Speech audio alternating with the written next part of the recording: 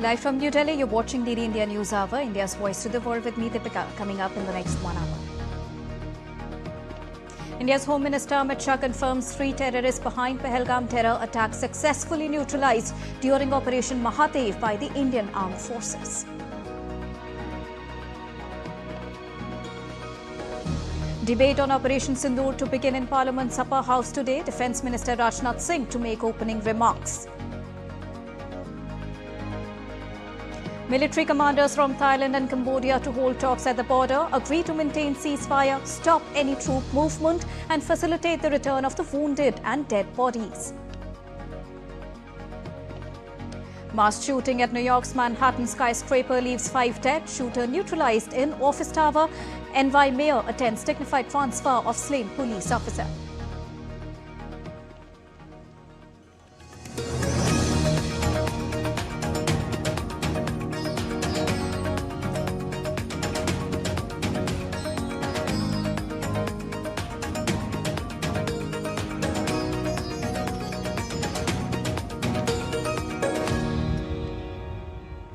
Well, in a significant achievement for Indian forces, the terrorists behind the dastardly 22nd of April attack on tourists in Jammu and Kashmir's Pahalgam have been neutralized by security forces in Kashmir.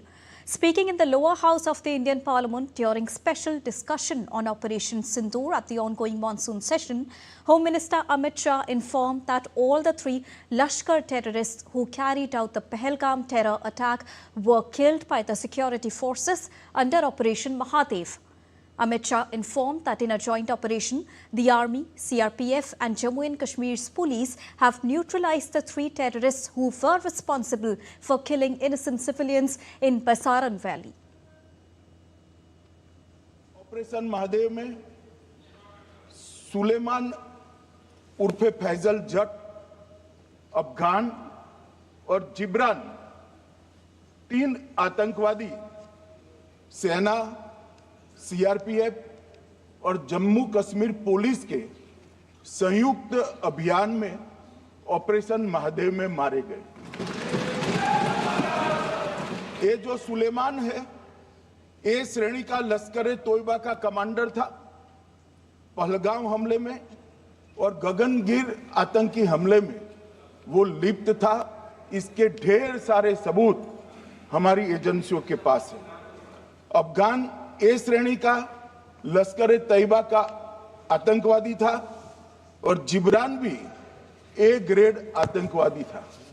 और माननीय अध्यक्ष जी, मैं सदन को और सदन के माध्यम से पूरे देश को बताना चाहता हूं, जिन्होंने बैसरन घाटी में हमारे प्रवासियों को, नागरिकों को मारा था, ये तीनों आतंकवादी ये थे और तीनों मारे गए। Union Minister Amit Shah further said NIA arrested those who sheltered the terrorists. NIA ने पहले से ही इनको जिन्होंने आसरा लिया था वो लोगों को गिरफ्तार कर रखा था। उनको खाना पहुंचाने वाले लोगों को अपने कब्जे में रखा था। तो जब आतंकवादियों के शव श्रीनगर आए, इनसे पहचान कराई गई। 4 लोगों ने पहचान लिया, यही 3 लोग थे जिन्होंने पहलगांव में आतंकी घटना को। मगर हमने जो आतंकी घटना स्थान से कारतूस मिले थे, वो कारतूस का एफएसएल रिपोर्ट पहले से करा कर रखा था और चंडीगढ़ सेंट्रल एफएसएल के अंदर बैलिस्टिक रिपोर्ट के आधार पर उनका रिपोर्ट तैयार था। जब ये कल आतंकवादी मारे गए, इनकी 3 राइफलें पकड़ी गई। एक M9 अमेरिकन राइफल थी और 2 AK-47 राइफल थी। जो कारतूस मिले थे वो भी M9 और AK-47 के भी थे, मगर हमने इससे भी संतोष नहीं माना। ये राइफलों को एक विशिष्ट विमान के द्वारा कल रात को 12 बजे चंडीगढ़ पहुंचा गया और पूरी रात फायरिंग कर इसके भी खाली खोखे जनरेट किए गए।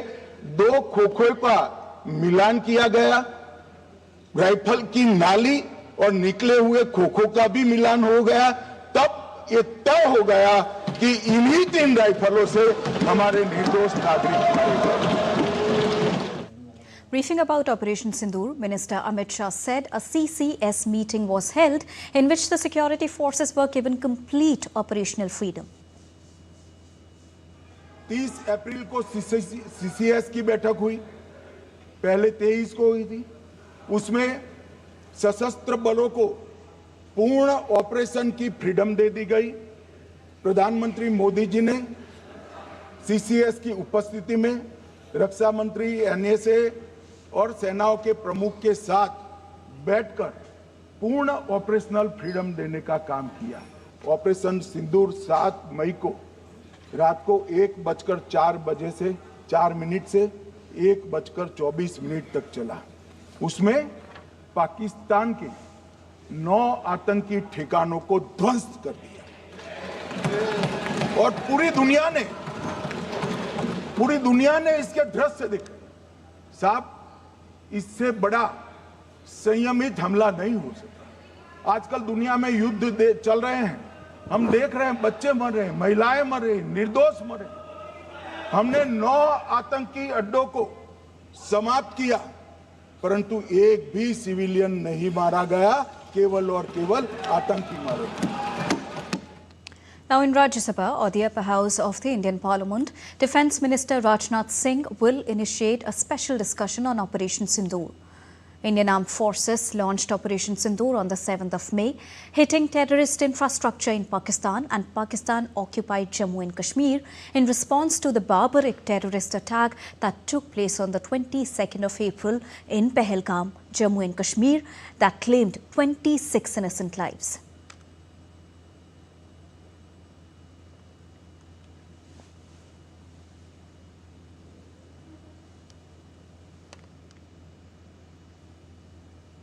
And to get you the latest update from the Parliament, I'm joined by Dipendu Mondal. Good afternoon, Dipendu. We heard Home Minister Amit Shah speaking about the success India gained in Operation Mahadev, and now Rajnath Singh is also scheduled to address the Rajya Sabha on Operation Sindoor. Tell us about the latest proceedings that are currently underway in the monsoon session of the Parliament. Dipendu.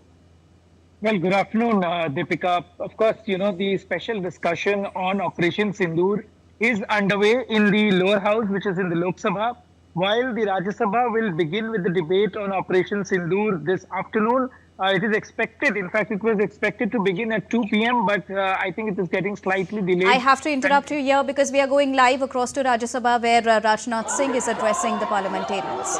Nothing will go on record. आप कृपया house disturb न करें। ये देश की सुरक्षा के संवेदनशील मामले पर आप सब बहस चाहते थे, आप हाउस डिस्टर्ब कर रहे हैं। Please take your seat. आप गलत रूल का इस्तेमाल करना चाहते हैं presenter. Please take your seat.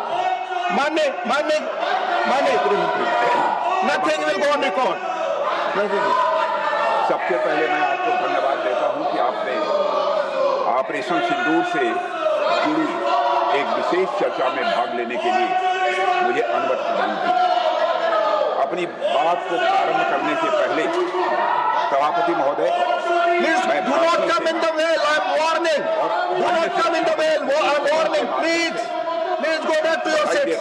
Go back to your seat. उन्होंने कल जम्मू एवं कश्मीर में 3 आतंकवादियों को मौत के घाट उतारने में कामयाबी हासिल की है। यह वही रेजिस्टेंस फ्रंट के हैं जिनके आतंकियों ने 22 अप्रैल को पहलगाम इलाके में 26 मासूम और निर्दोष लोगों की निर्मम हत्या कर दी थी। सभापति महोदय, भारत की आंतरिक और बाह्य सुरक्षा सुनिश्चित करने में हमारी सेनाओं और हमारी सुरक्षा बलों की जो भूमिका रही है, मैं कह सकता हूं विश्वास के साथ कि उसकी जितने भी सराहना की जाए वह कम है। अध्यक्ष महोदय, आज ही हमारे सहयोगी गृह मंत्री श्री अमित शाह जी द्वारा लोकसभा में एक विस्तृत जानकारी दी गई है कि कल सेना, CRPF और जम्मू कश्मीर के पुलिस के जवानों ने जो एक ऑपरेशन किया है, मैं संक्षेप में उसकी जानकारी रखना चाहता हूं जो गृह मंत्री ने लोकसभा में दी है कि पहलगाम में हुए आतंकी हमले के बाद की गई जांच में हमारे सिक्योरिटी एजेंसी को कई महत्वपूर्ण सुराग मिले थे, जिनके आधार पर पूरे इलाके में काउंटर टेररिस्ट ऑपरेशन चलाया गया और इन आतंकियों के पास पाए गए हथियारों की फॉरेंसिक एनालिसिस भी की गई है जिससे यह पूरी तरह से स्पष्ट हो चुका है वे वही हथियार हैं जिनका इस्तेमाल पहलगाम में हुए आतंकी हमलों में किया गया था। हमने यह करके दिखा दिया, तीनों आतंकवादियों को मार गिराने में हमारी सेना और सुरक्षा बलों ने कामयाबी हासिल की। सभापति महोदय, हम लोग वो हैं जो कहते हैं वह करते हैं, यही हमारा चरित्र है।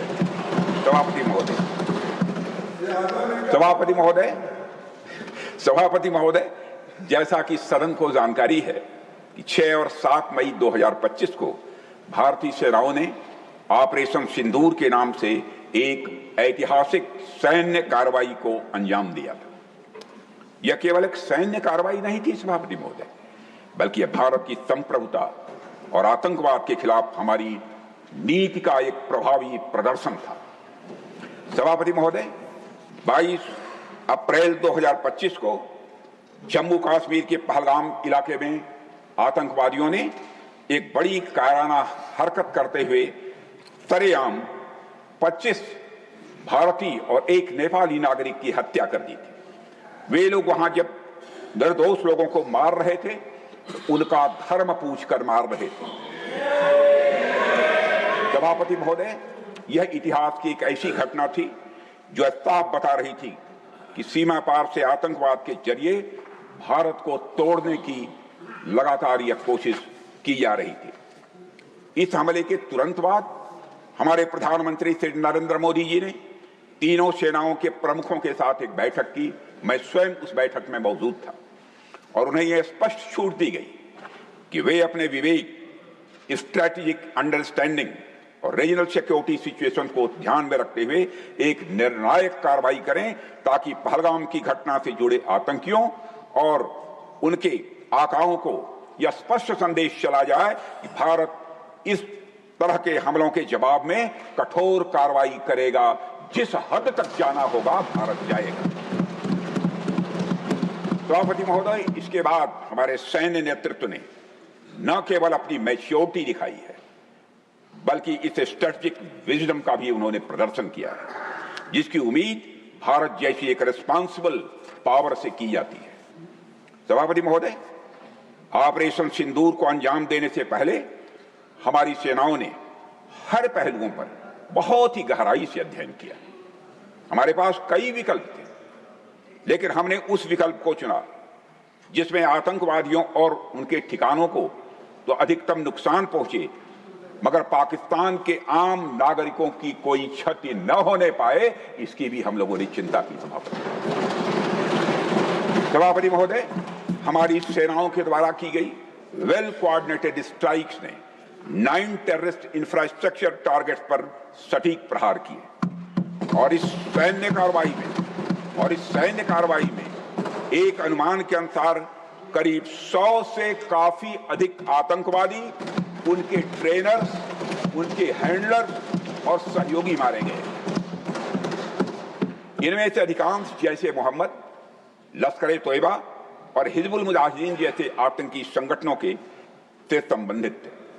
ये वही आतंकी संगठन हैं सभापति महोदय जिन्हें पाकिस्तान की सेना और आईएसआई का खुला समर्थन प्राप्त है। सभापति महोदय, हमारी कार्रवाई पूरी तरह से सेल्फ डिफेंस में थी। यह न तो प्रोएक्टिव थी और न ही एक्सपेंशनिस्ट थी। फिर भी 10 मई 2025 को रात लगभग 1:30 पर पाकिस्तान ने बड़े पैमाने पर भारत के ऊपर मिसाइल, ड्रोन और अन्य लॉन्ग रेंज वेपन्स का खुलकर इस्तेमाल किया और इसके साथ साथ उन्होंने इलेक्ट्रॉनिक वॉरफेयर से जुड़ी टेक्नोलॉजीज का भी सहारा लिया। उनके निशाने पर भारतीय वायुसेना के अड्डे थे, थल सेना के एम्यूनिशन डिपोज थे, हवाई अड्डे थे और मिलिट्री कैंट थे। सभापति महोदय, मुझे यह कहते हुए इस सदन के समक्ष गौरव की अनुभूति हो रही है कि हमारे air defence system, counter drone system और इलेक्ट्रॉनिक इक्विपमेंट्स ने पाकिस्तान के इस हमले को पूरी तरह से नाकाम कर दिया। पाकिस्तान हमारे किसी भी टारगेट को हिट नहीं कर पाया सभापति महोदय, और हमारे किसी भी इंपॉर्टेंट एसेट को कोई नुकसान नहीं पहुंचा है। हमारी सुरक्षा व्यवस्था चाक चौबंद थी और हर हमले को हमने रोका। मैं इसके लिए भारतीय सेना के बहादुर सैनिकों की भूरि भूरि प्रशंसा करता हूं सभापति महोदय, जिन्होंने दुश्मनों के हर मंसूबे पर पानी फेर दिया। और मैं चाहूंगा पक्ष हो अथवा विपक्ष हो, सबको मिलकर एक बार इस सदन की मेज थपथपाकर हमारे भारत के सेना के जवानों का अभिनंदन किया जाना चाहिए।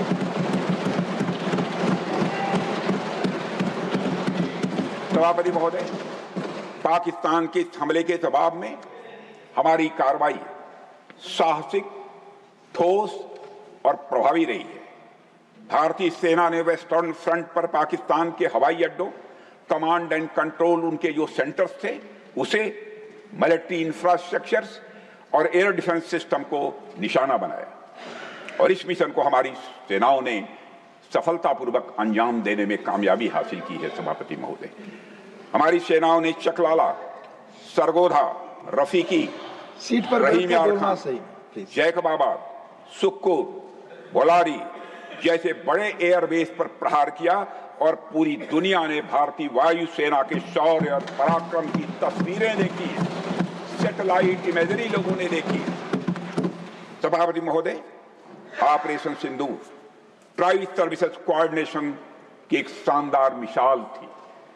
भारतीय वायुसेना ने आसमान से हमले किए, हमारे थल सेना ने जमीन पर अपना मोर्चा संभाल लिया सभापति महोदय, और हमारे जवान नियंत्रण रेखा पर पूरी ताकत से डटे रहे और पाकिस्तान की हर हरकत का करारा जवाब दिया। भारतीय नौसेना ने भी उत्तरी अरब सागर में अपनी तैनाती मजबूत कर दी। भारतीय नौसैनिकों ने पाकिस्तान को यह साफ संदेश दे दिया कि हम समुद्र से लेकर जमीन तक सभापति महोदय पाकिस्तान के हर महत्वपूर्ण ठिकानों पर प्रहार करने में न केवल सक्षम हैं बल्कि हम पूरी तरह से तैयार हैं। सभापति महोदय, इस ऑपरेशन का मकसद आतंकी ठिकानों को तबाह करना था और एक साफ संदेश देना था कि भारत आतंकवाद के खिलाफ जीरो टॉलरेंस रखता है।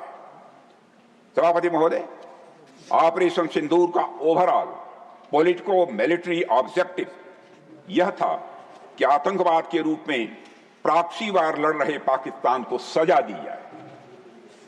इसी वजह से आर्म्ड फोर्सेस को पूरी आजादी दी गई थी कि वो अपने टारगेट खुद चुने और उसका करारा जवाब दें। सभापति महोदय, इस ऑपरेशन का उद्देश्य कभी भी युद्ध छेड़ना नहीं था, बल्कि फोर्स के डिमॉन्स्ट्रेटिव यूज से एडवर्सरी को झुकाने के लिए मजबूर करना था। सभापति महोदय, 10 मई की सुबह जब भारतीय वायुसेना ने पाकिस्तान की मल्टीपल एयरफील्ड्स पर करारा प्रहार किया तो पाकिस्तान ने हार मान ली सभापति महोदय, और हॉस्टिलिटीज रोकने की उनके डीजीएमओ के द्वारा पेशकश की, हमारे डीजीएमओ के द्वारा नहीं।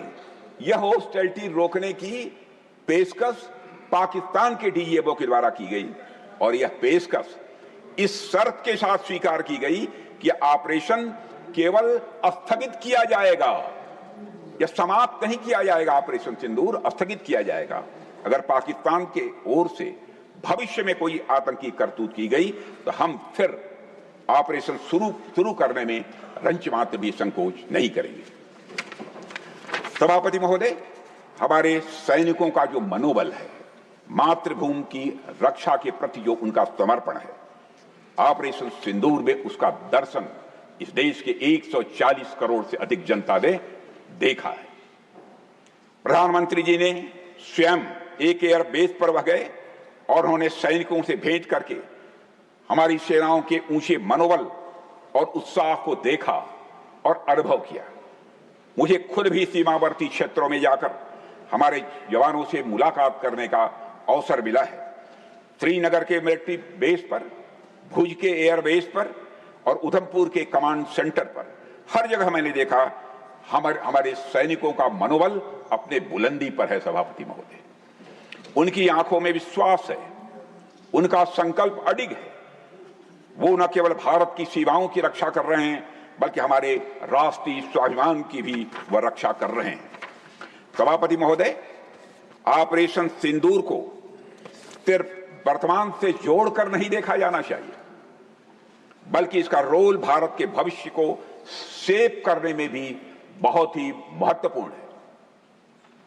महोदय, कोई भी व्यक्ति या राष्ट्र अपने चरित्र के अनुसार किसी मुद्दे पर रिएक्ट करता है, लेकिन उसका जो रिएक्शन होता है वह भी आगे चलकर कहीं न कहीं उसके चरित्र को प्रभावित करता है।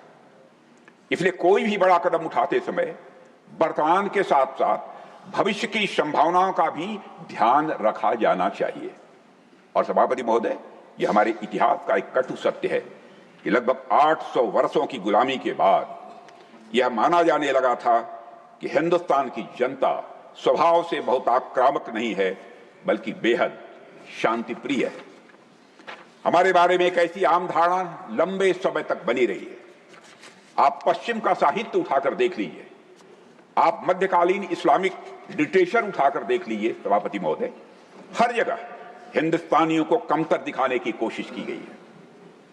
आप सोचिए कि एक राष्ट्र के चरित्र के लिए यह कितना अपमानजनक था। इसलिए जब अंग्रेजों के खिलाफ चंद्रशेखर आजाद और सरदार भगत सिंह जैसे क्रांतिकारियों ने अपना दमखम दिखाया, तो हमने उसे डिस्कवरी ऑफ इंडिया की तरह देखा, जबकि वास्तव में वह रीडिस्कवरी ऑफ इंडिया थी। हमारे क्रांतिकारियों ने यह दिखाया सभापति महोदय कि हम भीरू नहीं हैं, हम कायर नहीं हैं, बल्कि हम आत्मसम्मान के लिए, अपनी सुरक्षा के लिए लड़ना जानते हैं और किसी हद तक जाने की हम कुवत रखते हैं। सभापति महोदय, मैं डिस्कवरी के बजाय रीडिस्कवरी शब्द का प्रयोग यहां इसलिए कर रहा हूं क्योंकि आप पौराणिक काल से देखिए, हमारे देवी देवता, चाहे वो भगवती मां दुर्गा हो, चाहे देवाधिदेव महादेव हो, चाहे मर्यादा पुरुषोत्तम भगवान राम हो या फिर भगवान कृष्ण हो, हमारे आराध्य देवों ने हमेशा शस्त्र भी धारण किया है और अपने शत्रुओं का जरूरत पड़ने पर संहार भी किया है। उन्होंने हमें, हमारे इन महापुरुषों ने, इन देवताओं ने हमें कभी कायरता का पाठ नहीं सिखाया है सभापति महोदय।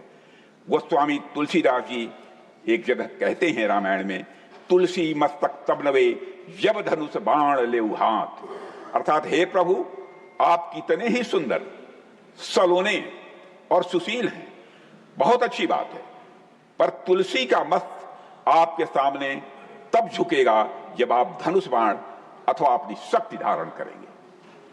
समय का एक ऐसा दौर आया जब हिंदुस्तानियों को कमजोर समझा जाने लगा था सभापति महोदय, लेकिन अब हम अपनी पहचान को रीडिफाइन कर रहे हैं, पुनर्परिभाषित कर रहे हैं, और ऑपरेशन सिंदूर उसी का ही एक शानदार उदाहरण है। सभापति महोदय, आतंकियों ने भारत को एक सॉफ्ट स्टेट समझ रखा था। उनके लिए भारत पर आतंकवादी हमला करना एक तरह से लो कास्ट और हाई रिटर्न का यह मामला बन गया था। दो चार उनके नौसिखिए रंगरूट आते थे और हमारे नागरिकों को हताहत करके चले जाते थे। पहले की सरकारें चुपचाप यह तमाशा देखती रहती थी, इसलिए आतंकियों को लगा कि भारत अब एक सॉफ्ट स्टेट बन चुका है। सभापति महोदय, इकोनॉमिक्स की एक थियरी है और आप जैसे स्वाध्यायी लोगों ने उस थियरी को जरूर पढ़ा होगा। वह इकोनॉमिक्स की थियरी है गेम थ्योरी, और यह थ्योरी बताती है कि जब, हमारे चिदंबरम साहब भी अच्छी तरह जानते होंगे इस इकोनॉमिक्स की थियरी को, गेम थियरी, यह थियरी बताती है कि जब किसी को यह लगता है किसी काम में लो कास्ट और हाई रिटर्न है, तो उस व्यक्ति को वह काम करने में मजा आता है। सभापति महोदय, पाकिस्तान ने और आतंकवादियों ने इसी गेम थियरी के अंतर्गत भारत को हमेशा अपने टारगेट पर रखा, लेकिन माननीय प्रधानमंत्री श्री नरेंद्र मोदी के नेतृत्व में हमने यह सुनिश्चित किया है कि हम पाकिस्तान के लिए इस पेज ऑफ कैलकुलस को चेंज करेंगे और हम आतंकवाद को उनके लिए एक कास्ट मिस एडवेंचर बनाकर ही रहेंगे, ताकि आतंकवादियों के जेहन में यह बात बैठ जाए और अच्छी तरह बैठ जाए कि यदि हमारे एक भी भारतीय नागरिक को कुछ हुआ तो उनके पूरे आतंक ठिकानों को हम जड़ से नेस्त नाबूद कर दें। इसलिए सभापति महोदय, मैं मानता हूं कि प्रधानमंत्री मोदी जी के नेतृत्व में किया गया ऑपरेशन सिंदूर एक गेम चेंजर साबित हुआ है। सभापति महोदय, यह तो रही वर्तमान की बात, लेकिन भविष्य के हिसाब से ऑपरेशन सिंदूर का महत्व यह है कि भारत का नागरिक अब किसी सॉफ्ट देश का वल्नरेबल सिटीजन नहीं है, बल्कि एक आम भारतीय अब एक मजबूत भारत का स्वाभिमानी नागरिक है। सभापति महोदय, अभी कल ही सभापति जी लोकसभा में अपने संबोधन के दौरान मैंने इस बात का जिक्र किया था कि लोकतंत्र में जनता द्वारा विपक्ष को यह दायित्व सौंपा जाता है कि वह सरकार से उचित प्रश्न पूछे। खैर, विपक्ष ने जो प्रश्न पूछे उनका जिक्र मैं कल कर चुका हूं, इसलिए आज चर्चा नहीं करूंगा। आज मैं एक और बात आपके सामने कहना चाहूंगा कि लोकतंत्र में जनता द्वारा विपक्ष को प्रश्न पूछने के अलावा एक और जिम्मेदारी दी जाती है सभापति महोदय, और वह जिम्मेदारी है अगर विपक्ष को सत्ता पक्ष की कोई नीति या कार्रवाई अनुचित प्रतीत होती है, पसंद नहीं आती है, तो उसके स्थान पर एक अल्टरनेटिव पॉलिसी या एक्शन प्लान विपक्ष को प्रपोज करना चाहिए। सभापति महोदय, यदि इस ऑपरेशन सिंदूर के परिप्रेक्ष्य में देखा जाए तो जब हमारे भारतीय माताओं और बहनों का सिंदूर उजड़ा था तो हमारी सरकार को जो उचित लगा हमने वह किया, और 100 से अधिक आतंकियों को मौत के घाट उतारने में कामयाब। मैं यहां यह भी कहना चाहूंगा सभापति महोदय, आज भी ऑपरेशन सिंदूर पर मात्र विराम है, पूर्ण विराम नहीं है, कामा है, फुल स्टॉप नहीं है। अगर किसी को यह लगता है कि हमने ऑपरेशन सिंदूर करके ठीक नहीं किया तो मैं उन्हें आमंत्रित करता हूं, वह जनता को बताएं कि उनके पास इसका अल्टरनेटिव एक्शन प्लान क्या है। हमारी माताओं बहनों का सिंदूर उजड़ गया तो क्या हम पाकिस्तान के साथ डिप्लोमेटिक एंगेजमेंट करें? क्या हम पाकिस्तान को डोजियर सौंपें? क्या हम अंतर्राष्ट्रीय संगठनों में जाकर केवल बातें करें? जब हमारे विपक्ष के साथी सत्ता में थे तो आतंकी हमले होने पर वे ऐसे ही कदम उठाया करते थे।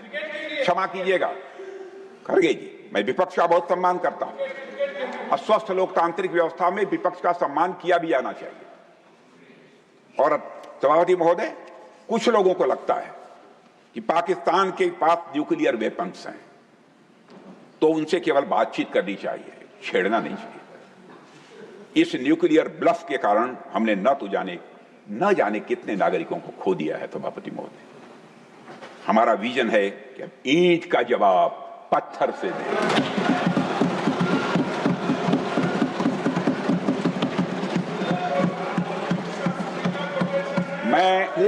मैं केवल विपक्ष के सम्मानित सदस्यों से ही नहीं बल्कि सभी सम्मानित सदन के सदस्यों से मैं कहना चाहूंगा, आज नागपंचमी है।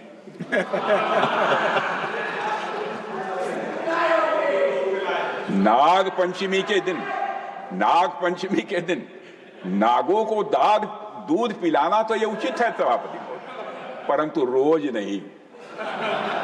हमारा विजन है कि ऑपरेशन सिंदूर सतत चलता रहे, बीच में इसके विराम भले ही हो सकते हैं लेकिन पूर्ण विराम कभी नहीं होगा जब तक आतंकवाद का उठाया। सभापति महोदय, आज जब मैं देश के अलग अलग हिस्सों में जाता हूं तो मुझे भारतीय जनता का हमारी सरकार के इस विजन के प्रति अटूट विश्वास दिखाई देता है।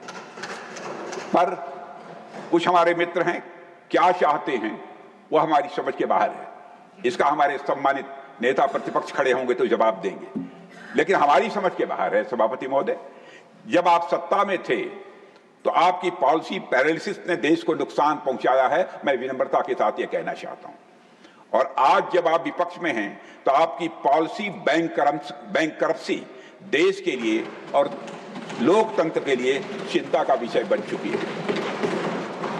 सभापति महोदय, हमारे विपक्ष के कुछ मित्र यह भी कह रहे हैं कि ऑपरेशन सिंदूर के दौरान हमें पाक ऑक्युपाइड कश्मीर यानी पीओके पर कब्जा कर लेना चाहिए था, पहले क्यों नहीं किया? जब मैं विपक्ष के अपने साथियों से यह बातें सुनता हूं, सभापति महोदय, मुझे आश्चर्य होता है कि ये लोग मन से यह बातें कर रहे हैं या केवल सिर्फ दिखावा मात्र है। खैर जो भी हो, खैर सभापति महोदय, जो भी हो, हमेशा से ही भारतीय जनता पार्टी का और खुद मेरा भी ये स्टैंड रहा है कि वह दिन जरूर आएगा जब पाक ऑक्युपाइड कश्मीर के लोग, जब पाक ऑक्युपाइड कश्मीर के लोगों को भारत की शासन व्यवस्था का अंग बनने का सौभाग्य प्राप्त होगा। मुझे विपक्ष के अपने साथियों की इस मांग पर इसलिए आश्चर्य हो रहा है क्योंकि विपक्ष में जो लोग आज बैठे हैं, जब उनकी सरकार थी तो उन्होंने जो काम किया वह आज की मांग के ठीक विपरीत है। मैं उत्तर प्रदेश के पूर्वांचल का रहने वाला हूं, बनारस का। कर्म क्षेत्र हमारा उत्तर प्रदेश की राजधानी लखनऊ है, जहां से मैं सांसद हूं। और हमारी पूरब में बहुत पुरानी कहावत है, बचपन की वो कहावत मुझे याद है, बाप मरा अधियारे मां, बाप मरा अधियारे मां, बेटवा का नाम पावर हाउस। माने बाप तो अंधेरे में मर गया लेकिन बेटे का नाम पावर हाउस। यानी बाप जीवन भर अंधेरे में रहा और बेटे ने अपना नाम पावर हाउस रख लिया।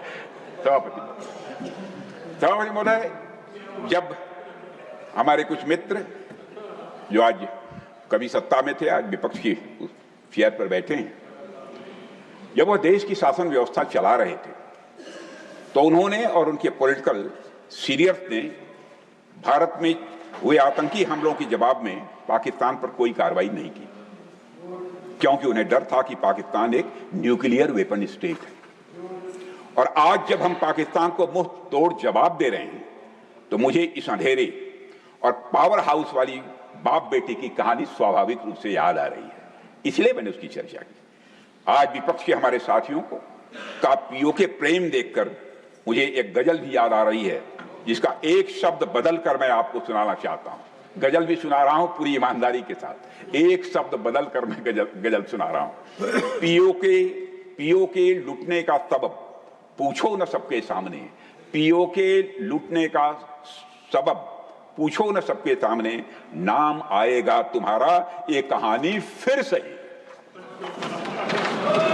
खैर देर से ही सही, सभापति महोदय, खैर देर से ही सही, खैर देर से ही सही। Take your seat. You are not allowed.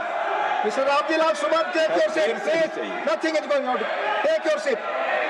माननीय गृह मंत्री, मैंने खड़े होने दिए, खड़े हुए विपक्ष का ये फर्ज बनता है, खड़े होते हैं तो शोर मत मचाइए, नहीं खड़े रहूंगी। खैर देर से ही सही, अगर विपक्ष के हमारे साथियों को सद्बुद्धि आई है तो मैं उन्हें आश्वस्त करता हूं कि देश की जनता का आशीर्वाद रहा और ईश्वर की इच्छा रही तो दिन दूर नहीं जब पाक ऑक्युपाइड कश्मीर लोगों को भी घर वापसी होगी।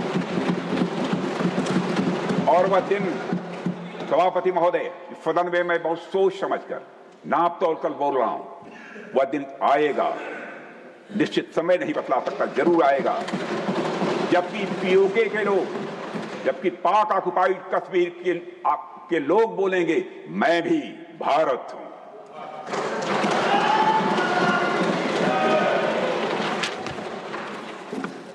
सभापति महोदय, किसी देश में जनता सत्ता पक्ष को और विपक्ष को अलग अलग दायित्व सौंपती है। सत्ता पक्ष का काम होता है जनता के हितों को ध्यान में रखते हुए कार्य करना और विपक्ष का काम होता है सरकार से जनता के मुद्दों से संबंधित जरूरी प्रश्न पूछना।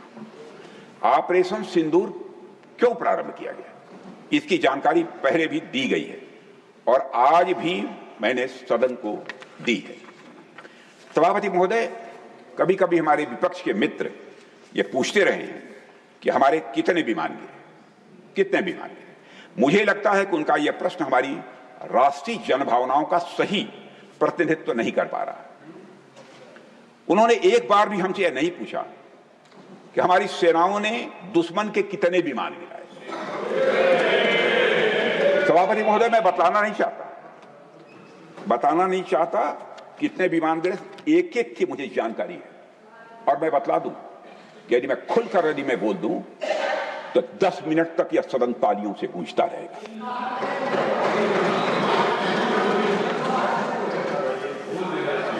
यदि उन्हें प्रश्न पूछना ही है, सभापति महोदय, यदि यह प्रश्न पूछना ही है तो उनका प्रश्न यह होना चाहिए, क्या भारत ने आतंकवादी ठिकानों को तबाह किया? तो उसका उत्तर है हां, तबाह किया। मैं विपक्ष से कहना चाहता हूं कि आपको प्रश्न पूछना है तो यह प्रश्न पूछिए, क्या ऑपरेशन सिंदूर सफल रहा? तो उसका उत्तर है हां। आपको प्रश्न पूछना है तो यह प्रश्न पूछिए कि जिन आतंकियों ने हमारी बहनों, हमारी बेटियों का सिंदूर मिटाया, क्या हमारी सेनाओं ने ऑपरेशन सिंदूर में उन आतंकियों के आकाओं को मिटाया? तो इसका उत्तर है हां। और आपको प्रश्न पूछना है तो यह पूछिए, इस ऑपरेशन में क्या हमारे जाबाज सैनिकों की कोई क्षति हुई है? तो उसका उत्तर है नहीं, हमारे सैनिकों की कोई क्षति नहीं हुई। अब चूंकि विपक्ष के मित्र ऑपरेशन सिंदूर को लेकर उचित प्रश्न नहीं पूछ पा रहे हैं तो मैं उन्हें क्या बताऊं। मैं लगभग 40 वर्षों से राजनीतिक क्षेत्र में काम कर रहा हूं सभापति महोदय। सत्ता पक्ष हो या विपक्ष हो, अपनी पार्टी हो या दूसरी पार्टी, कभी भी किसी के साथ दलगत राजनीति को मैंने शत्रुतापूर्ण तरीके से नहीं देखा है, कभी भी नहीं देखा।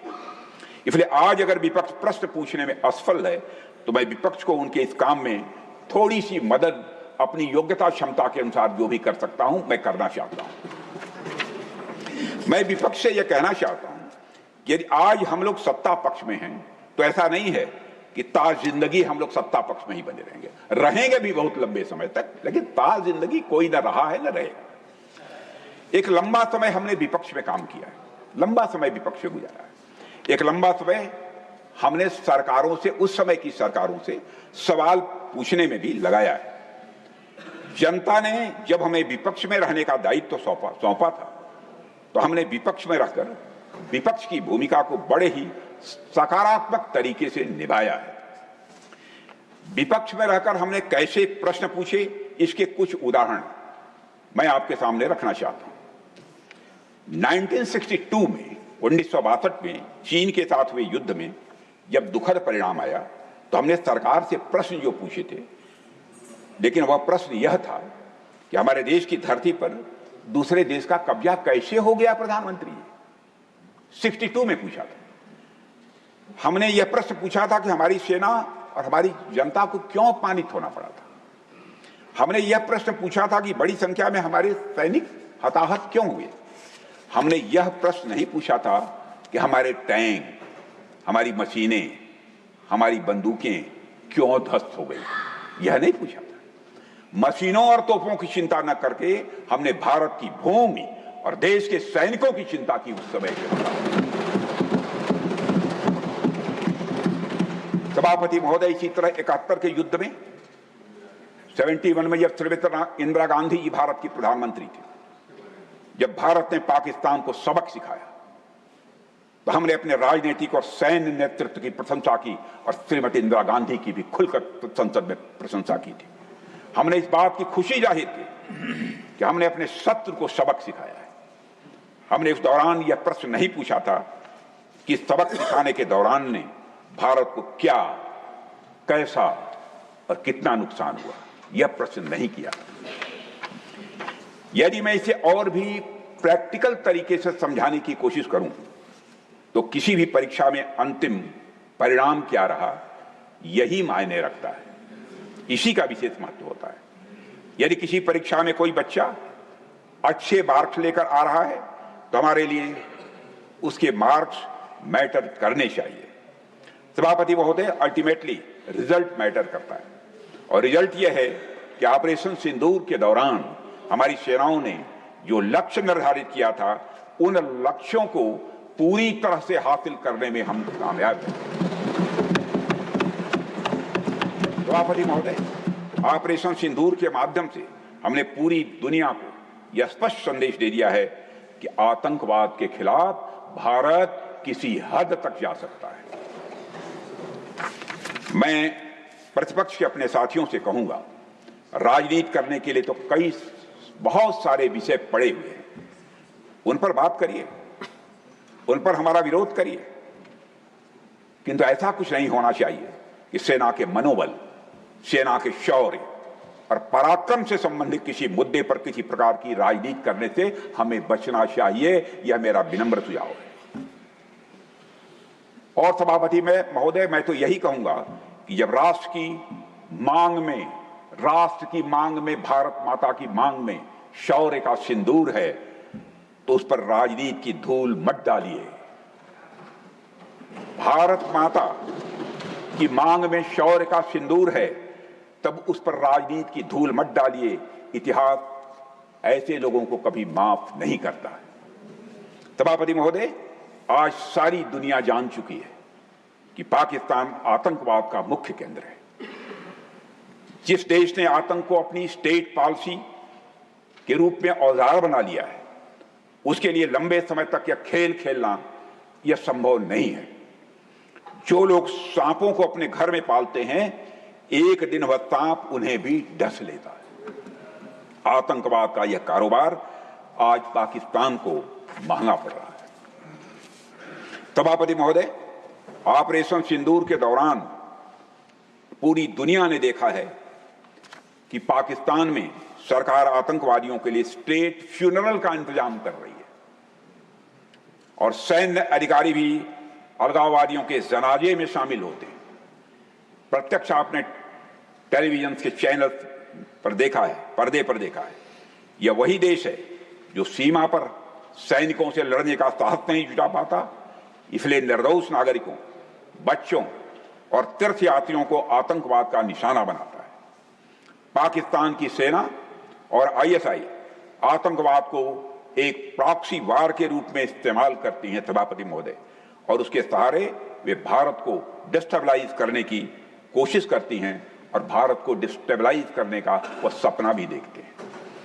मैं लोकतंत्र के मंदिर में खड़े होकर यह बात कह रहा हूं सभापति महोदय कि भारत को 1000 कट्स देने का सपना पालने वालों का सपना कभी भी किसी भी सूरत में पूरा नहीं होगा। और ऐसा भारत नहीं है। ये हमारे प्रधानमंत्री मोदी जी के नेतृत्व का एक नया भारत है जो आतंकवाद के खिलाफ हर हद और हर सरहद पार करने का सामर्थ्य रखता है, क्षमता रखता है। सभापति महोदय, वैसे तो मानवता के सामने जितनी भी भयावह बीमारियां आई, देर सवेर सभी समाप्त हो गई। आतंकवाद भी एक महामारी है, इसकी नीयत भी यही होने वाली है, इसमें भी कहीं दो मत नहीं है।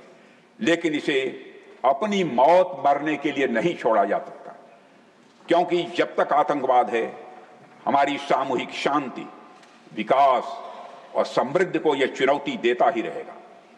हमारे संसाधन इस आतंकवाद रूपी महामारी से लड़ने में बर्बाद होते ही रहेंगे। इसलिए आतंकवाद की इस समस्या का स्थायी समाधान अब बहुत ही आवश्यक हो गया है। सभापति महोदय, इतिहास ने बार बार साबित किया है कि आतंकवाद का कोई भी लक्ष्य, चाहे वह कितना ही बड़ा क्यों न हो, उसे हमेशा हिंसा और डर के बल पर पाने की कोशिश की जाती है और वह कभी भी कामयाब नहीं होती है। यह सोचना भी उचित नहीं है कि कोई आतंकवादी किसी का फ्रीडम फाइटर हो सकता है। यह बात मैंने इस्लामाबाद में सार्क गृह मंत्रियों की 2016 में हुई बैठक में पूरी साफ गोई के साथ रखी थी, क्योंकि पाकिस्तान का एक वर्ग आतंकवादियों को फ्रीडम फाइटर साबित करना चाह रहा था, इसलिए यह बात मैंने उस समय रखी थी। सभापति महोदय, मैं मानता हूं कोई भी मजहबी, वैचारिक या राजनीतिक कारण आतंकवाद को जायज नहीं ठहरा सकता। आतंकवाद की कोख से कोई क्रांति नहीं पैदा होती है सभापति महोदय, बल्कि सिर्फ बर्बादी और नफरत पैदा होती है। किसी भी मानवीय उद्देश्य को कभी भी खून खराबे अथवा हिंसा के बल पर हासिल नहीं किया जा सकता। सभापति महोदय, हमने हमेशा देखा है कि पाकिस्तान जैसे देश लगातार आतंकवाद को समर्थन देते आए। यह कितना विरोधाभास है कि भारत और पाकिस्तान दोनों एक ही समय आजाद हुए, लेकिन भारत आज पूरी दुनिया में जहां आप मदर ऑफ डेमोक्रेसी के रूप में उसे पहचान मिली है, वहीं Pakistan father of global terrorism बनकर उभरा। सभापति महोदय, पाकिस्तान ने हमेशा आतंकवादियों को पनाह दी, अपनी जमीन पर उन्हें ट्रेनिंग और कई तरह की समय समय पर मदद भी की है और लगातार मदद कर रहा है। पहलगाम तो सिर्फ एक उदाहरण है, यह एक मिसाल है। पाकिस्तान समर्थित आतंकवादियों के गुनाहों की यदि लिस्ट देखें तो सभापति महोदय, यह लिस्ट बहुत ही लंबी है। पाकिस्तान हर बार आतंकवाद को सही ठहराने की कोशिश में वह लगा रहता है। इसलिए जरूरी है कि आतंकवाद के खिलाफ लड़ाई में सिर्फ आतंकवादियों को ही नहीं, बल्कि उनके मदद करने वाले पूरे टेरर इंफ्रास्ट्रक्चर को ही हम खत्म करें। इसके अलावा कोई विकल्प नहीं। इसलिए ही हमारे प्रधानमंत्री मोदी जी ने कहा कि ऑपरेशन सिंदूर समाप्त नहीं हुआ है, ऑपरेशन सिंदूर स्थगित है, यानी ऑपरेशन सिंदूर जारी है। सभापति महोदय, आतंकवाद को फंडिंग और शरण देने वाले देशों को भी आज दुनिया में बेनकाब करना जरूरी है। पाकिस्तान को जो पैसा या आर्थिक सहायता मिलती है, उसका एक बड़ा हिस्सा आतंकवाद के कारखाने में खर्च किया जाता है। यह बात पूरी दुनिया के सामने साफ तौर पर आ रही है। पाकिस्तान को फंडिंग का मतलब है आतंकवाद के इंफ्रास्ट्रक्चर को फंडिंग। इसलिए मुझे लगता है कि अंतर्राष्ट्रीय समुदाय को इस विदेशी फंडिंग को बंद कर देना चाहिए। पाकिस्तान आतंकवाद की नर्सरी है सभापति, इसको खाद पानी नहीं मिलनी चाहिए। इस पर सारी दुनिया को गंभीरतापूर्वक और ईमानदारी से एक बार विचार करना चाहिए। सभापति महोदय, मैं मानता हूं कि आतंकवाद के खिलाफ लड़ाई में एक बड़ी जिम्मेदारी किसी अंतर्राष्ट्रीय संस्था पर भी है, तो वह है संयुक्त राष्ट्र संघ पर है, यूनाइटेड नेशंस पर है। लेकिन दुर्भाग्यवश हाल के वर्षों में यूएन के कई निर्णयों पर सवालिया निशान लग गए। सबसे ताजा उदाहरण है संयुक्त राष्ट्र सिक्योरिटी काउंसिल द्वारा पाकिस्तान को काउंटर टेररिज्म पैनल का वाइस चेयरमैन अथवा उपाध्यक्ष बनाया जाना। इसे बहुत ही दुर्भाग्यपूर्ण मैं मानता हूं। हैरानी की बात यह है कि काउंटर टेररिज्म पैनल 9/11 हमले के बाद गठित किया गया था, और सभापति महोदय, हम सभी जानते हैं कि 9/11 का हमला किसने किया था। यह भी किसी से छुपा नहीं है, उस हमले के मास्टरमाइंड को पाकिस्तान ने शरण दी थी। यह भी जाहिर है, यह तो एक तरह से बिल्ली से दूध की रखवाली करने वाली बात हुई सभापति महोदय। यह निर्णय न केवल चौंकाने वाला है, बल्कि आतंकवाद के मुद्दे पर यूनाइटेड नेशंस जैसी संस्था की गंभीरता को भी दर्शाता है। यह कैसे भुलाया जा सकता है कि यह वही पाकिस्तान है जिसकी जमीन का इस्तेमाल वैश्विक आतंकवादी संगठनों की पनाहगाह के रूप में होता रहा। यह वही देश है जहां हाफिज सईद और मसूद अजहर जैसे घोषित आतंकवादी ये खुलेआम घूमते रहे और जहर उगलते हैं। जहां आतंकियों के जनाजे में पाकिस्तान आर्मी के बड़े अफसर खड़े होकर फातिहा पढ़ते नजर आते हैं। अब उसी पाकिस्तान से उम्मीद की जा रही है कि वह आतंकवाद के खिलाफ वैश्विक समुदाय का नेतृत्व करेगा। यह किसी क्रूर मजाक से कम नहीं है सभापति महोदय।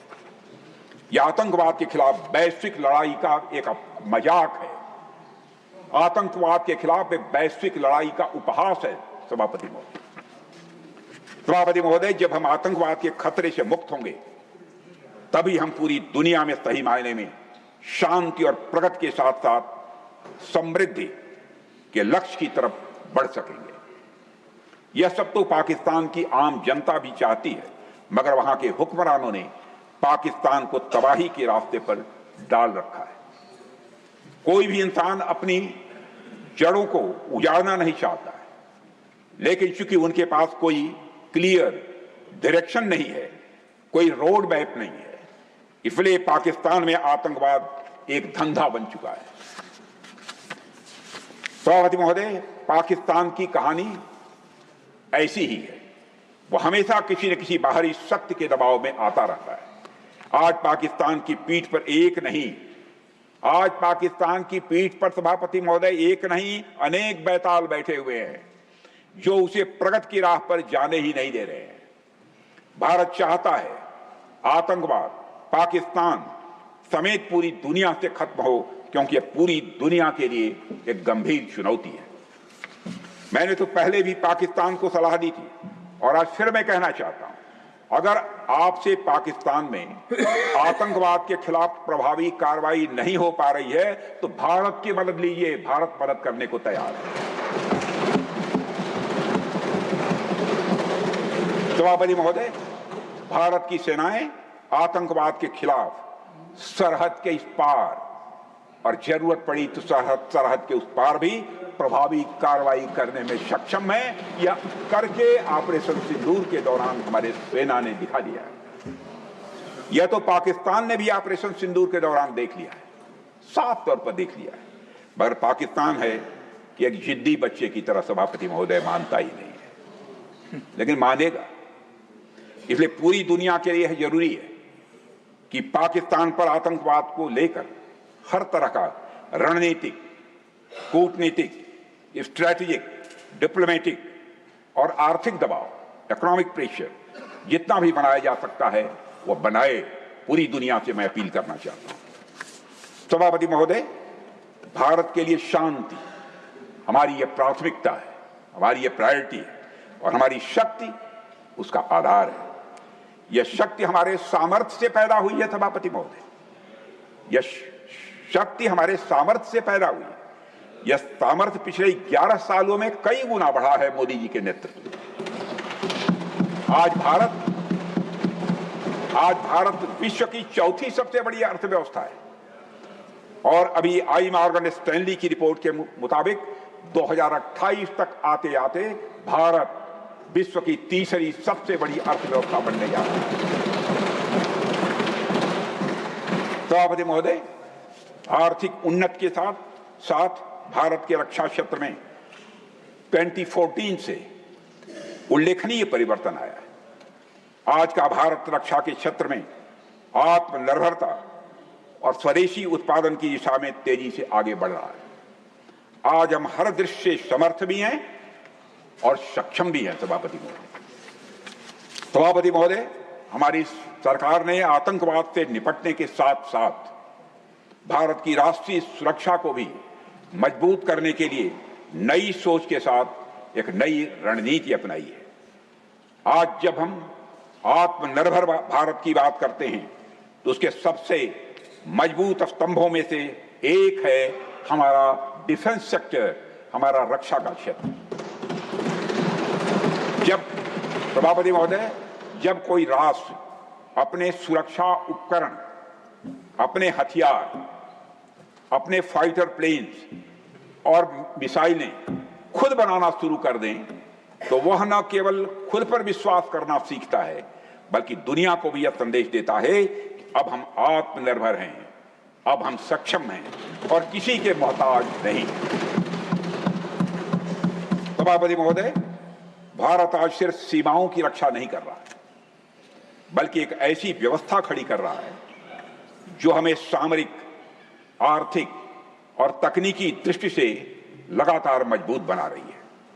पहले हम रक्षा उपकरणों के लिए पूरी तरह से विदेशों पर निर्भर थे, लेकिन आज मैं पूरे गौरव के साथ कहना चाहता हूं, गर्व के साथ नहीं, गौरव के साथ, कि भारत डिफेंस के मामले में बड़ी तेजी से आत्मनिर्भर बन रहा है।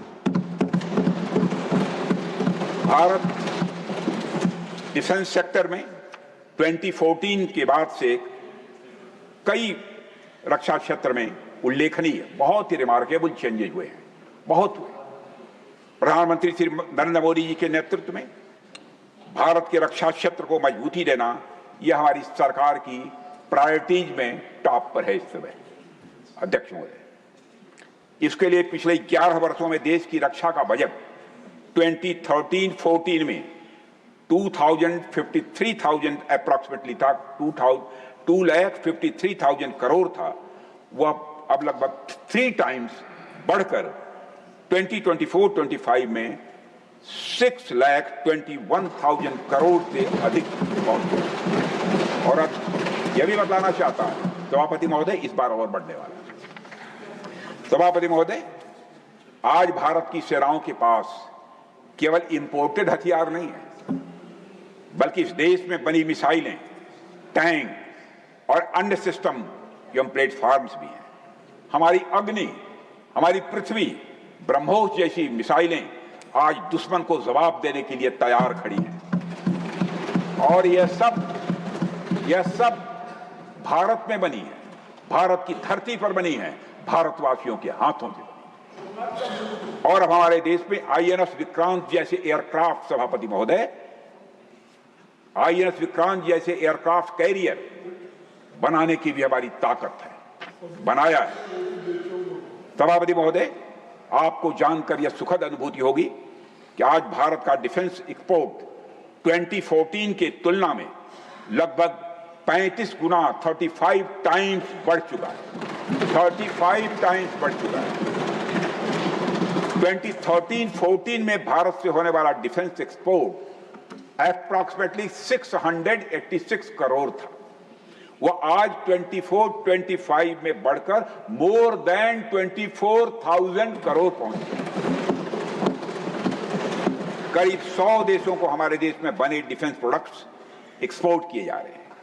हमारा यह लक्ष्य है कि इस साल हमारा डिफेंस एक्सपोर्ट 30,000 करोड़ रुपए और 2029 आते आते 50,000 करोड़ रुपए तक पहुंच जाए।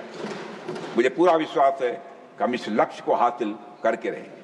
आज हम दुनिया की टॉप 10 एक्सपोर्टर्स कंट्रीज की कतार में आकर खड़े हो गए हैं। सभापति महोदय, हम अपने प्रयासों में कितना सफल रहे हैं, इसकी एक झलक आप ऑपरेशन सिंदूर के दौरान देख चुके हैं।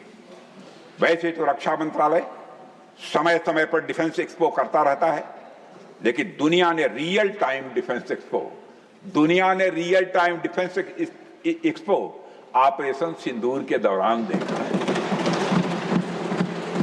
मुझे पूरा विश्वास है कि भारत जल्द ही रक्षा क्षेत्र में पूरी तरह से आत्मनिर्भरता के लक्ष्य को हासिल करेगा। सभापति महोदय, भारत की रक्षा तैयारी मजबूत रखना यह एक दिन का काम नहीं है। सभापति महोदय, हमने सेनाओं को मजबूती देने के लिए और किसी भी आपात स्थिति से निपटने के लिए इमरजेंसी प्रोक्योरमेंट की भी कई बार छूट दी है, जिसका सेनाओं ने पूरा लाभ उठाया है, वह महसूस करते हैं। पाकिस्तान ही नहीं, भारत की तरफ टेढ़ी निगाह से देखने वाले हर देश को सभापति महोदय यह समझ लेना चाहिए कि आज भारत की सेनाओं में हर हालात से निपटने की ताकत भी है और हमारी सेनाओं की कुवत भी। हम जानते हैं कि ऑपरेशन सिंदूर के दौरान कौन सा देश क्या कर रहा था। जानते हैं, हमने ऑपरेशन सिंदूर के माध्यम से पाकिस्तान को सह देने वाली ताकतों को भी संदेश दे दिया है। सभापति महोदय, इस सदन को मैं अवगत कराना चाहता हूं। सभापति महोदय, पाकिस्तान के हुक्मरान जानते हैं कि उनके सैनिक युद्ध के मैदान में भारत से कभी जीत नहीं सकते, इसलिए वे आतंक को पालते हैं, उन्हें प्रशिक्षण देते हैं और फिर खड़े होकर सारी दुनिया के सामने अपने को निर्दोष साबित करने की कोशिश करते हैं। पाकिस्तान दोहरे मापदंड और झूठ की बुनियाद पर खड़ा दुनिया का एक ऐसा देश है जो फेल्ड स्टेट के तौर पर देखा जा रहा है। भारत ने ऑपरेशन सिंदूर के जरिए पूरी दुनिया को दिखा दिया है कि हम आतंकवाद के इस गंदे खेल को अब जड़ से खत्म करने का संकल्प ले चुके हैं। सभापति महोदय, आतंकवाद के विरुद्ध हमारी लड़ाई अब केवल सीमा पर नहीं बल्कि वैचारिक मोर्चे पर भी लड़ी जा रही है और इसी उद्देश्य से हमारे प्रधानमंत्री जी ने कई उच्च स्तरीय समितियों का गठन भी किया है और उसमें विभिन्न राजनीतिक दलों के रिप्रेजेंटेटिव्स शामिल रहे और इस समिति ने वैश्विक मंचों पर जाकर भारत की बात को बहुत ही प्रभावी तरीके से रखा है और आतंकवाद के विरुद्ध वैश्विक समर्थन को भारत के प्रति मजबूत किया है। मैं प्रतिनिधिमंडल के सभी सम्मानित सदस्यों का अभिनंदन करता हूं, उनका स्वागत करता हूं। सभापति महोदय, ऑपरेशन सिंदूर को लेकर सर्वदलीय बैठक भी हुई। हमारे इस सदन के सम्मानित नेता प्रतिपक्ष आदरणीय खड़गे जी भी इस बैठक में मौजूद थे। मुझे इस सदन को बताते हुए हर्ष हो रहा है कि ऑपरेशन सिंदूर के दौरान हर राजनीतिक दल में, खड़गे साहब जी थे, हर राजनीतिक दल ने अपने मतभेद भुलाकर देश हित में सेना और सरकार के प्रति अपना पूरा समर्थन दिया। यही हमारे देश के लोकतंत्र की मजबूती है, यही हमारे देश के लोकतंत्र की ताकत है, यही हमारे देश के लोकतंत्र की खूबसूरती है। सभापति महोदय, जैसा कि हमारे माननीय प्रधानमंत्री जी ने भी कहा है कि ऑपरेशन सिंदूर सिर्फ रुका है, समाप्त नहीं हुआ है। यदि आवश्यकता पड़ी, यदि पाकिस्तान फिर किसी नापाक हरकत की कोशिश करता है तो हम और भी कठोर और भी निर्णायक कार्रवाई के लिए पूरी तरह से तैयार हैं। सभापति महोदय, हमने सभापति महोदय यह स्पष्ट कर दिया है, भारत किसी भी तरीके से न्यूक्लियर ब्लैकमेलिंग या अन्य दबावों के आगे झुकने वाला नहीं है। सभापति महोदय, ऑपरेशन सिंदूर के माध्यम से जो हमने किया और उसके पहले सर्जिकल स्ट्राइक और एयर स्ट्राइक के जरिए जो संदेश दिया गया वो बहुत पहले ही हो जाना चाहिए था। सभापति महोदय, हमारी सरकार की जो नीति है वह पहले की सरकारों को भी अपनानी चाहिए थी, अपना लिया होता तो अच्छा रहता। उन सरकारों को जिनके शासनकाल में भारत ने सबसे भीषण आतंकी हमला का सामना किया, जिनमें 2008 का मुंबई हमला था, आज भी हर हिंदुस्तानी के जेहन में जिंदा है। और मैं कहना चाहता हूं, कहना यह एग्जैगरेशन नहीं होगा, अतिशयोक्ति नहीं होगी कि यह न भूलने वाली त्रासदी है 2008 की। सभापति महोदय, कल मैंने लोकसभा में जिक्र किया था, यहां भी करना आवश्यक समझता हूं। श्री प्रणब मुखर्जी जी ने अपनी किताब द कोलिशन ईयर्स में लिखा है कि जब मुंबई अटैक हुआ था, India had evidence that the terrorist came from Karachi port. Pakistan के नॉन स्टेट एक्टर्स के बहाने को पूरी दुनिया में कोई मान नहीं रहा था। तो उन्होंने लिखा है, प्रणब मुखर्जी साहब ने लिखा है, and I quote, amid heated debates with the cabinet, amid heated discussions, amid heated debates within the cabinet, there was a demand for military intervention which I rejected, unquote. भारतीय विदेश सेवा के एक वरिष्ठ अधिकारी ने भी अपनी किताब में इस बात की पुष्टि की है कि मुंबई हमले के तुरंत बाद एक उच्च स्तरीय बैठक हुई जिसमें तत्कालीन विदेश मंत्री प्रणब दा ने पूछा व्हाट शुड बी डन। तो उस समय के विदेश सचिव शिवशंकर मेनन जी ने सुझाव दिया कि भारत मुरदके में लश्कर ए तोयबा के मुख्यालय पर क्रूज मिसाइल से हमला कर सकता है। यह सुनकर प्रणब दा ने चश्मा उतारकर साफ किया और सभी अधिकारियों को थैंक यू बोलकर बैठक समाप्त कर दी। सभापति प्लीज बैठकर नो नथिंग प्लीज चेयर पर बैठ कर ना बोले प्लीज प्लीज चेयर पर मेरे पास है प्लीज है हमारे पास है प्लीज उस समय please Jairam ji please take your place है हमारे प्लीज बैठकर मैं जयराम जी मैं झूठ प्लीज आप पक्का मानिए मैं सत्य please take your Jairam ji please take your seat not allowed. मैं दूंगा इसका, आप कहेंगे तो वो प्रमाण दे दूंगा। उस समय सरकार प्लीज उस समय की सरकार ने सभापति महोदय जो उचित लगा वो किया, पर मैं मानता हूं कि अगर तब की सरकार ने भी 2016 2016 जैसी सर्जिकल स्ट्राइक और 2019 जैसी एयर स्ट्राइक जैसे निर्णायक कदम उठाए होते तो पाकिस्तान को आतंकवाद के नफे नुकसान का अच्छे से अंदाजा हो गया। सभापति महोदय, 2008 में मुंबई हमलों के बाद भी उस समय की सरकार ने बिना कोई कठोर कार्रवाई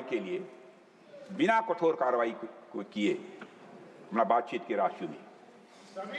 प्लीज नहीं, बैठ कर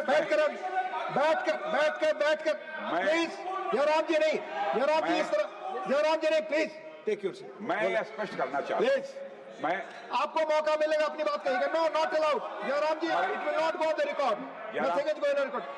Jairam ji, you are not allowed to, please. हमारे श्री जयराम जी रमेश हमारे बहुत मित्र हैं, गहरे मित्र हैं, हम लोग मिलकर बैठकर बात कर लेंगे। प्लीज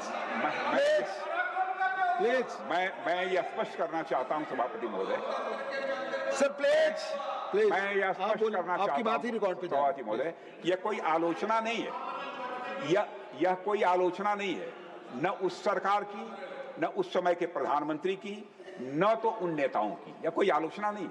उस समय की लीडरशिप को जो सही लगा उन्होंने वही निर्णय लिया। मैं बस इतना कहना चाहता हूं सभापति महोदय, आज का भारत अलग सोचता है और अलग तरीके से काम करता है। आज मोदी जी के नेतृत्व में भारत वह देश नहीं रहा जो पहले था। आज भारत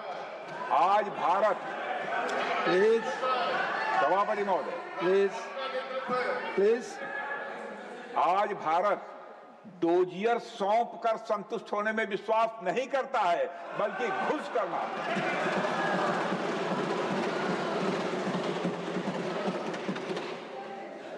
आज भारत सभापति महोदय बर्दाश्त नहीं करता है, बल्कि जमकर माकूल जवाब देता है। सभापति महोदय, मैं इस सदन को और देश की जनता को विश्वास दिलाना चाहता हूं कि हमारी सरकार, हमारी सेनाएं और हमारी लोकतांत्रिक संस्थाएं सब मिलकर देश की एकता, अखंडता और सुरक्षा के लिए हर आवश्यक कदम उठाने के लिए पूरी तरह से प्रतिबद्ध हैं। सभापति महोदय, अंत में मैं केवल इतना कहना चाहता हूं कि यह समय एकजुट होकर अपनी सुरक्षा, संप्रभुता और आत्मसम्मान की रक्षा के संकल्प को और अधिक मजबूत करने का है। हमें यह याद रखना होगा कि हमारी सामाजिक और राजनीतिक एकता ही हमारी सबसे बड़ी ताकत है। आतंकवाद को समर्थन देने वालों को स्पष्ट संदेश चला गया है सभापति महोदय, भारत अपनी मातृभूमि की रक्षा करने के लिए पूरी तरह से संकल्पबद्ध है। आइए हम सभी दलगत भावना से ऊपर उठकर संगच्छध्वम संवरद्धम के मन से प्रेरणा लेकर एक साथ एकजुट होकर खड़े हो जाएं और हम इस राष्ट्रीय संकल्प को मजबूत करें। यही हम सबका राष्ट्रीय दायित्व है, ऐसा मैं मानता हूं। इन्हीं शब्दों के साथ आइए हम सभी एक बार फिर से सदन की मेज को थपथपाकर ऑपरेशन सिंदूर के दौरान थल सेना, वायुसेना, नौसेना के शौर्य पराक्रम का अभिनंदन करें। सभापति महोदय, बहुत बहुत धन्यवाद। माननीय श्री मल्लिकार्जुन खड़गे, लीडर ऑफ अपोजिशन। माननीय श्री मल्लिकार्जुन खड़गे।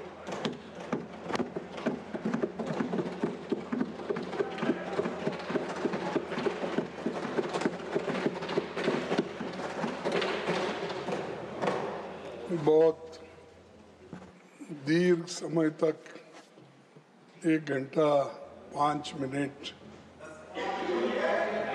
Please no. And that was Defence Minister Rajnath Singh addressing the Rajya Sabha, the upper house of the Indian Parliament, which is currently undertaking the monsoon session of the Parliament and taking the discussion and debate forward on Operation Sindoor. 16 hours of discussion is scheduled to be taken place at the Rajya Sabha there, and he highlighted that how the defense sector has become Atmanirbhar or self-reliant, how Operation Sindoor was really successful, and how the Indian Army, Indian Navy and all the Indian Armed Forces of India took the mission very successfully forward. And here the Indians feel really safe, and the day will also very soon come when Pakistan occupied Kashmir.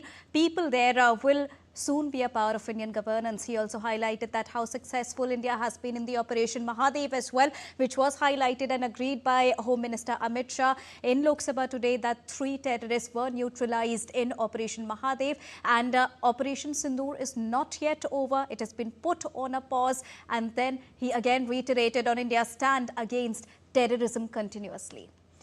Well, India's Defence Minister Rajnath Singh participated in a discussion on Operation Sindoor in the upper house of the Indian Parliament. You just heard him. And in his address, he stated that the Indian forces have successfully avenged the Pahalgam terror attack by eliminating the 3 terrorists responsible for the gruesome act. Take a listen.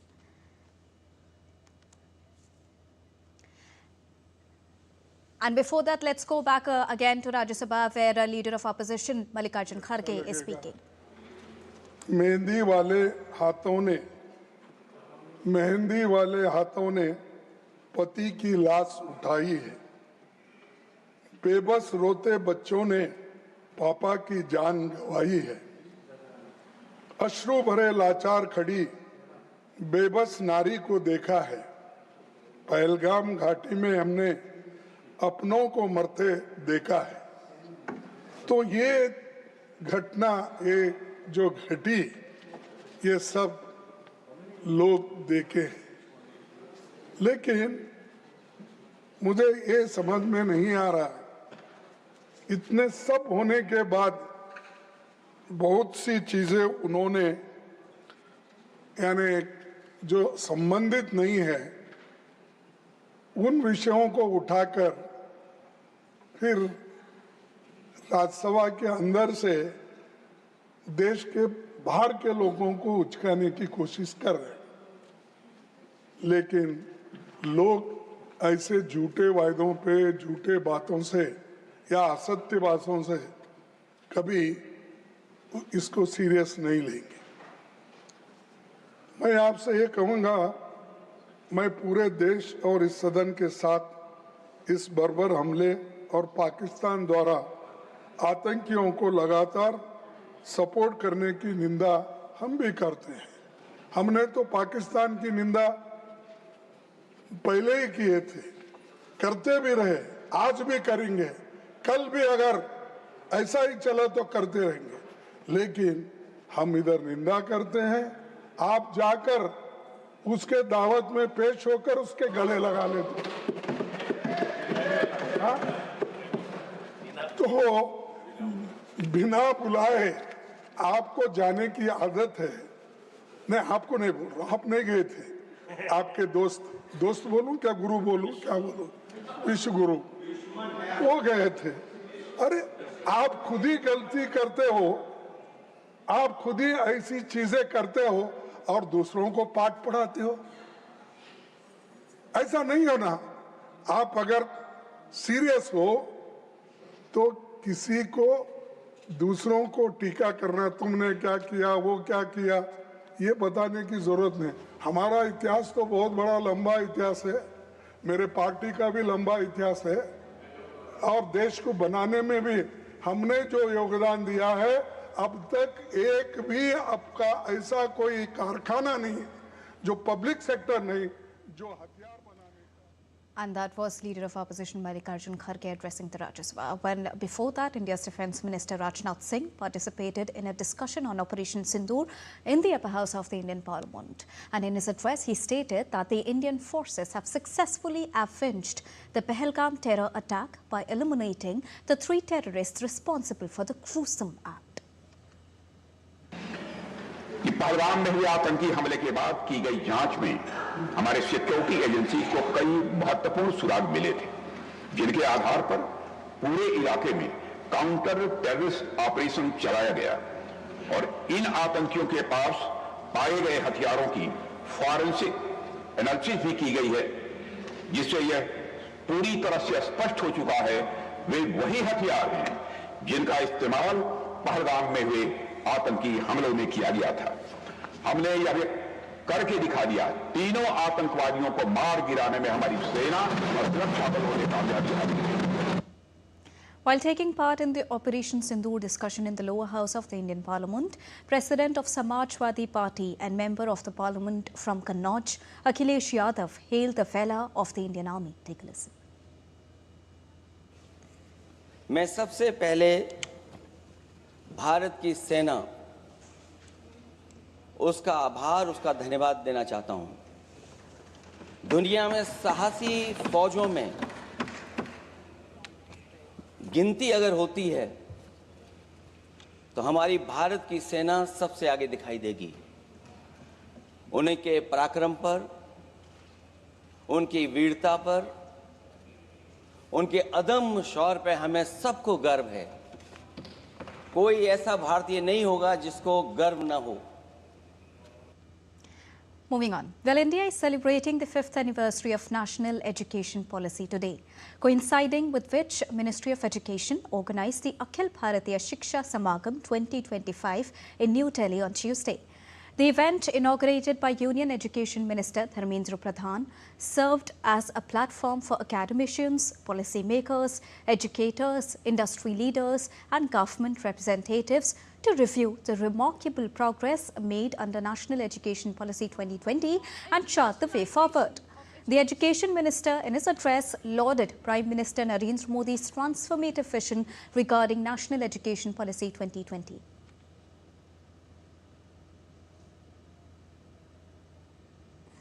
माननीय प्रधानमंत्री नरेंद्र मोदी जी की इस transformative vision, जिसमें उन्होंने शिक्षा को भारत की growth story के साथ सपना देखा, इसको केंद्र बिंदु बनाया।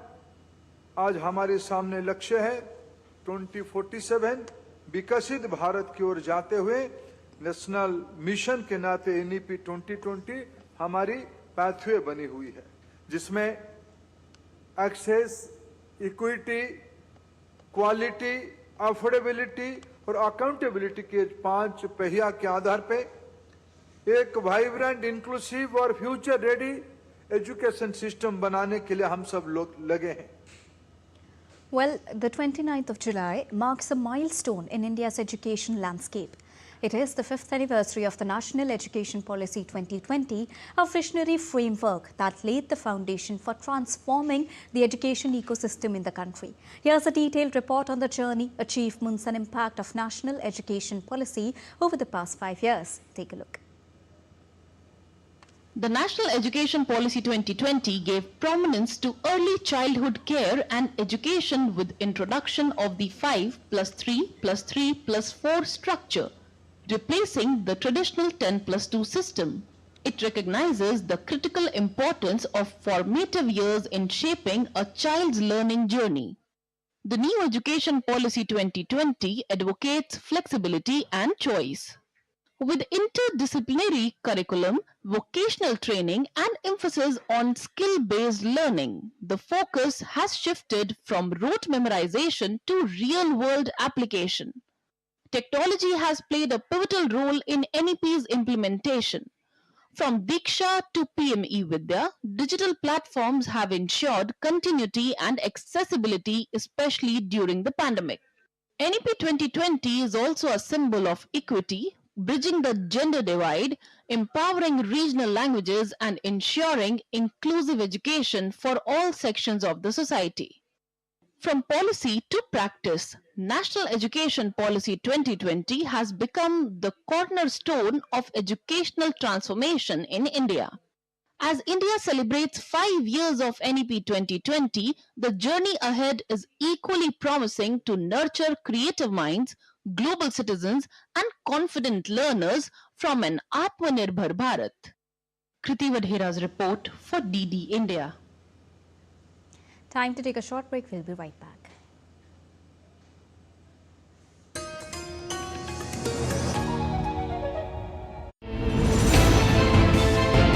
Geopolitics and trade deals.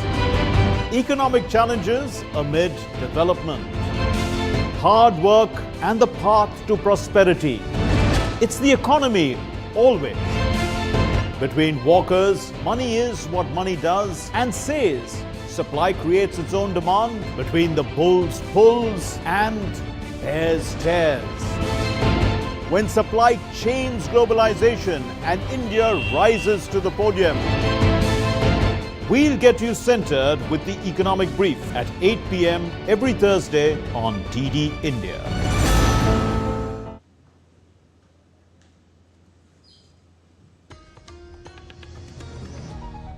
Welcome back after that short break. You're watching DD India News Hour. Well, Thai and Cambodian military commanders agreed not to reinforce troops along their disputed border following a ceasefire deal brokered in Malaysia on Monday. Cambodian official Lee Minghua, Director General of the Commission on Foreign Affairs, confirmed the commitment to maintain the truce, halt troop movements and facilitate the return of the wounded and dead.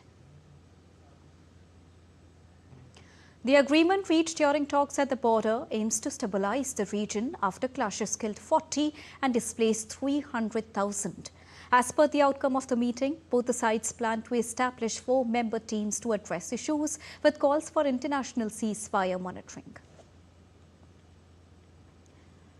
Indonesian President Prabowo Subianto and Malaysian Prime Minister Anwar Ibrahim held their first annual consultation since 2017 in Jakarta on Tuesday, resuming high-level bilateral talks. The closed-door meeting yielded no public details on the outcomes. Now, during his 2-day working visit, Anwar also visited the ASEAN Secretariat, meeting Secretary General Khaw Kim Aun. As 2025 ASEAN chair, Anwar reaffirmed Malaysia's commitment to regional integration and ASEAN community development. The talks underscore efforts to strengthen the ties between both Southeast Asian nations, with no specific agreements disclosed as discussions continue.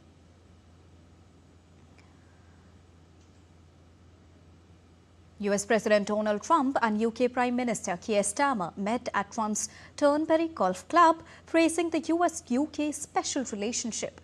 Now, over 72 minutes, they discussed trade, Gaza food centers, and a Ukraine ceasefire deadline set for the 7th or the 9th of August. A major takeaway of the talks between US President and UK Prime Minister was the announcement made by Trump on reducing an earlier 50-day deadline set on the 14th of July for Putin to bring the Ukraine conflict to an end to about 10 or 12 days, starting immediately. Meanwhile, Donald Trump's September state visit to meet King Charles was also confirmed during the talks that will mark his second historic visit to the United Kingdom. It's too many people are done. I'm going to make a new deadline of about 10 or 12 days from today. There's no reason in waiting. There's no reason in waiting. It's 50 days. I want to be generous, but we just don't see any progress being made. The European Union has defended its trade deal with President Donald Trump, with European Union capitals and businesses sharply divided on an outcome some branded as capitulation. The European Commission President Ursula von der Leyen clinched the framework accord with Trump on Sunday after dashing to Scotland as the 1st of August deadline loomed for steep levies. Now, European Union exports are now set to face across-the-board tariffs of 15%, which is higher than custom duties before Trump returned to the White House, but much lower than his threatened 30%. The US is European Union's largest export market. In 2024, the European Union exported approximately 533 billion euros worth of goods to the United States. Now, this figure represents over 20% of all European Union exports. While Germany leads in exports to the US for a selection of European Union countries, Ireland is highly exposed as a percentage of their total exports outside the European Union.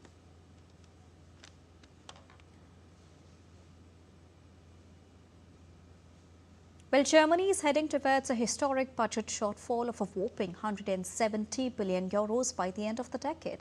That's despite plans to take on hundreds of billions in new debt. For more, we are joined by DW correspondent Chiponda Chimbelu in Berlin. Good afternoon, Chiponda. So what is exactly driving the projected shortfall? Thanks for having me. Well, the shortfall is mainly due to recent policy decisions and compromises within Germany's ruling coalition of conservatives and social democrats. And by 2029, the budget gap is expected to reach 170 billion euros. Now, that is 25 billion euros more than what Finance Minister Lars Klingbeil had initially projected. One major contributor is the so-called Growth Booster Initiative, and that offers tax relief to businesses to help revive Germany's sluggish economy. And it also means the federal government will need to compensate states and municipalities for lost tax revenue. On top of that, new pension provisions are set to kick in by 2027, and interest payments on government debt are rising. Now, all of that is what is pushing up public spending. So how, Chiponder, will this affect the economy? One of the arguments for reforming Germany's debt brake were the rising costs for the government, especially for defense spending and infrastructure spending as well. But that increasingly looks like it won't be enough to solve the country's fiscal challenges. One of the major problems is the demographic development in Europe's biggest economy. The German population is aging fast, and that will be putting more pressure on government spending for pensions and also for healthcare and social programs to support senior citizens. Meanwhile, the German economy will become less productive and less innovative unless it can attract more younger workers. But even that solution is contentious because immigration has become politically divisive. So the government may very well be stuck between a rock and a hard place. Well, one of the arguments for reforming Germany's debt brake were the rising costs. All right, thank you so much, Chiponder, for joining us and bringing us a rounded perspective on the German economy. Moving on. In another devastating shooting incident in the United States, 5 people, including a police officer and the suspected gunman, were dead following a shooting in central Manhattan on Monday. The incident unfolded at around 2200 GMT local time when reports of gunfire prompted hundreds of police to a busy office district on the Story Park Avenue, an area popular with tourists and visiting business people. New York City Mayor Eric Adams described the attack as senseless. One of the 4 victims slain in the gun violence was a 36-year-old New York Police Department officer who immigrated to the U.S. from Bangladesh, whereas New York Police Commissioner Jessica Tisch said that the gunman, identified as Shane Tamura, 27 years old, Las Vegas resident with a history of mental illness, had driven cross-country to New York in recent days. The gunman was believed to have acted alone, and investigators are yet to determine a possible motive for the shooting. India marks Global Tiger Day 2025 with new initiatives for habitat restoration, citizen engagement and plastic-free tiger reserves. Celebrating 52 years of Project Tiger, the Environment Ministry also launched key publications and honoured conservation heroes, reinforcing India's leadership in protecting 75% of the world's wild tiger population. DD India's Taposh Bhattacharya has gotten this report. Take a look.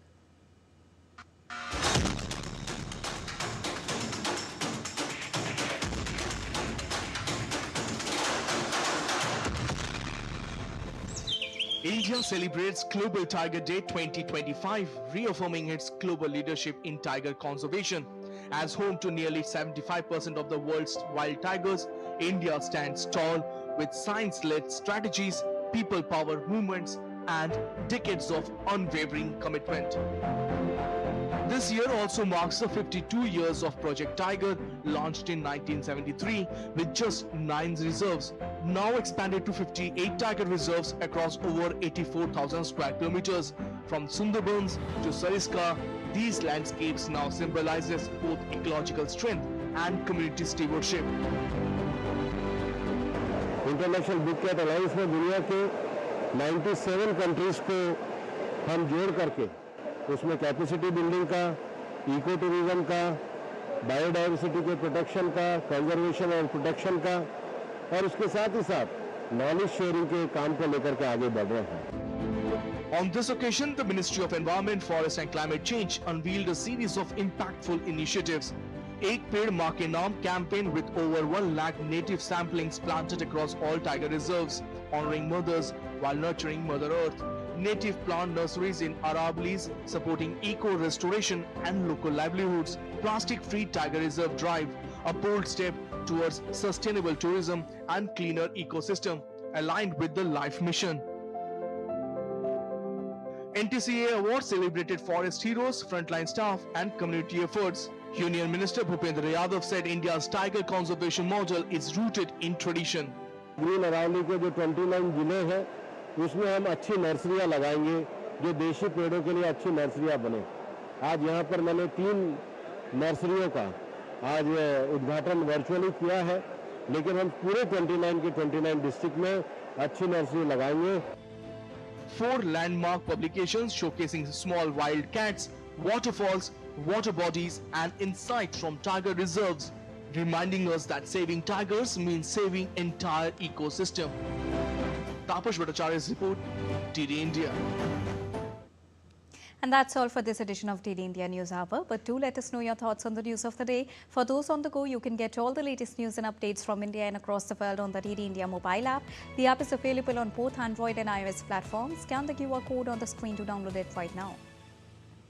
We'll be back with more news as it breaks here on DD India. I'm Deepika, and from all of us here in New Delhi, thank you so much for watching DD India News Hour. Namaskar.